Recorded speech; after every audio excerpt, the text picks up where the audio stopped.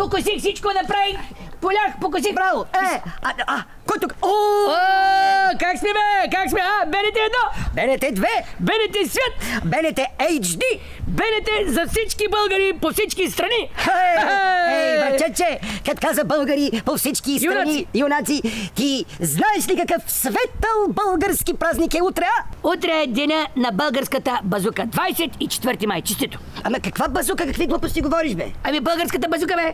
Които братята Кирил и Методи и брат му са измислили.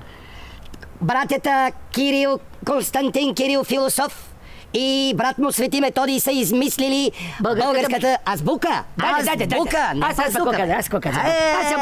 Аз понеже, нали, такова гледах руснаците, защото те с базуки. Ма ти знаеш ли, че руснаците с нашите азбуки пишат? Ама точно така. Ма те не са само руснаците. Те на кирилицата ти знаеш колко много народи пишат, бе? Бе да, това сърби, това черногорци, това... беларусци. Да, това украинци. Да. Даже македонците говорят и български. Ма, чакай сега, това македонците, той е някакъв такъв диалект на български, но те не го признават и в азбуката са си сложили малко от сръбските буквички, за да изглежда по-различно от... Уж така пък не така. Още по-така, пък не така. Не, то е много хубаво това, че пишат всички на кирилица. Само едно не мога да разбера. Откъде на къде, защо монголците, те също пишат на кирилица? Защото им толкова са къла. Нищо, аз разбирам, ние пишем, ама те що пишат, не мога да ти кажа. Те са били така, а пък сега са така. Няма значение. Ма не, важното е, че Свети Константин Философ, той е покровител на Европа, бе. Той е утвърдил дори при папата преди толкова години. И нашата азбука е станало свещено писмо. Гръцки, латински и еврейски и това сме. Да, и български. Те даже, нали си виждал, че всички банкноти на еврото вече лека по лека започват да пишат и на кирилица. Важното е да ги имаш сега, това че пишат. Повечко да ги имаме. Ами голяма работа. Трябва да се запее химна "Върви, народе възродени. Към светли бъднини върви. Честито на всички учители, на всички ученици, на всички музиканти, на всички артисти, писатели, художници, на дейци на културата и на просветата. Да сте живи и да сте здрави. И да внимават обаче с арматурата. Видяхте ли пак как се сложим с тази арматура? С кое сме си сложили? С арматурата, аборигените. Коя арматура аборигени, бе? Бърче, да пак не разбрал. Аборигените, дето държат една арматура, се оказа, че срещу 100 лева пускаш един СМС по телефона, отиваш до тоалетната, връщаш се и отговорите ги имаш. Ма ти да не ми говориш за матурата на... Да, за матура. На абитюрентите ли? Да. Боже господи, аз това и да го видя не мога да го повярвам. Да, как така? Пускаш СМС с 100 лева и получаваш верните отговори ли? Да. Ма чакай сега. Те уж телефоните уж не трябва да ги носят, обаче те ги крият. Значи, един му фанали телефона. Сериозно? Да. А пък на една... Да, във вратовръзката. В коя вратовръзката? Дамската вратовръзка. Възбран. Стига ме, бърче, как в дамската предматика? Така казаха сега ти какво? Ама чакай сега, кой ги дава тия отговори? На кого пишете СМС-то да... От Министерството.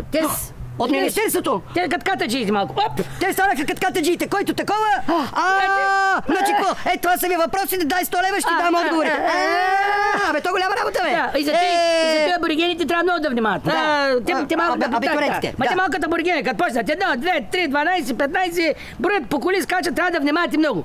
Веселят се децата, бе. Веселят се. Внимавайте с веселието. Защото някои хапченци вземат той, но и малко така. Малко пушнат нещо. Трябва да се внимава. Аборигенти. Да не стане белата. Внимавайте тук, да не е такова. Ама ти, като стана белата, ти разбрали каква бела станала? Коя бела, бе, бърче? Ти не разбрали? Не. Бат Бойко вече каза, че няма да лети ни с въртолети, ни с такова, само с катари. Как с магари и с мулета. Мулета, катари, коне, пиша щял да ходи, даже он ден се качил на автобус. Ма това... И си взел един катър и с него ходил...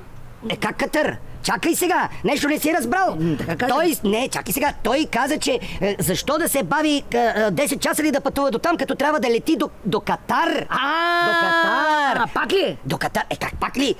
Ама чакай сега, вие не знаете ли, бе? В Катар, там петрола, арабския полуостров, така, там всичко, ще има инвестиции, ще има знаеш какви истории. Те предния път казаха, че ще имаме нещо. Как те? Чакай сега, те обещаха, ще строят пътища, ще правят тунели, ще тук инвестиции. Преди 2-3 години пак го казаха. Ще има... Когато изгоря Трайчо. Как изгоря Трайчо, бе? На Потник. Как на Потник? На плажа бил. Ами то да не вземе песапа, някой пак да отиде на плажа да вземе да изгори. Ей, министрите, внимайте в Катар. Ще си стоите, поставите, няма да излизате. Да, защото отидете ли на плажа и изгаряте. Вижте, Трайчо, мислете за вас. Внимайте. Да, това да не е. Абе, вижко, важното е, че... Ама те казаха, че с големи инвестиции. Големи инвестиции. И селско стопанство ще купуват овце, пилета, кокошки. Да, всичко. Нали ще се оправим, бе. Да, но трябва да се внимава с плажа. Но, Бърчет, като казах плажа, ти разбрали, че плажа понякога помага, бе. Да какво помага? Как помня, ти не разбрали този Бърчет от съседния квартал? Дето се роди отзад, вместо дупе, дете имаше каса бира ли, бе? Вие знаете ли, той човека, вместо дупе отзад задник имаше каса бира и ходише през цялото време. с такива дънки отзад грамадни, да се скрие, че е каса бира. Ма той ходи по лекари, човека. Ходи по професори, ходи по доктори, в чужбина беше. Така. И най-накрая се оправи. И той знаете ли как се оправи? Ми ходил при един знахар, при един врач. И той му казал: като си с тая каса бира отзад, ще отидеш на плажа, ще заровиш целия и само касата с бира да остане отвън. И като седи тая каса бира, вика 1 час на припек и ще стане на гъс. Айде да сте живи и здрави. Ще ви запозная с този знахар. Айде, дай тук доматите да оправим.